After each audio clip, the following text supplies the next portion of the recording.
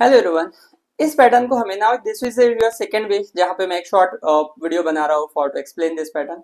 इसका एक complete video बना हुआ है जहाँ पर आप इस कंप्लीट वीडियो को देख सकते हैं जिसमें इस पैटर्न को हमने थ्री वे से सॉल्व किया हुआ है। यहाँ अगर आप देखेंगे मैंने फंक्शन डिफाइन किया def equals to def pattern function का नाम दिया हमने और यहाँ पर प्रिंट किया है for i in range 1 to 6 for j in range 1 to 6।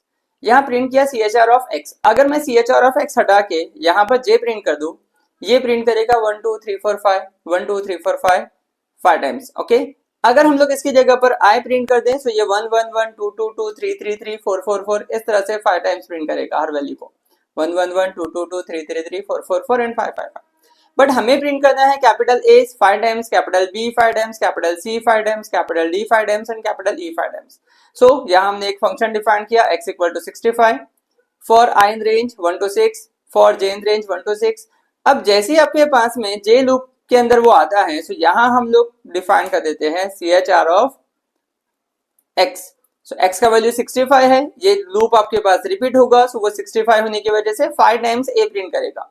जैसे ही इस लूप से बाहर आएगा a का वैल्यू हो जाएगा 66, देन न्यू लाइन पे जाएगा, देन अगेन आपके पास आई में आएगा, देन अगेन जे में जाएगा तो ये 5 टाइम्स जो है तो 66 प्रिंट करेगा, डेट इज बी। देखिए इसी तरह से ये सी प्रिंट करेगा, डी प्रिंट करेगा एंड ई प्रिंट करेगा।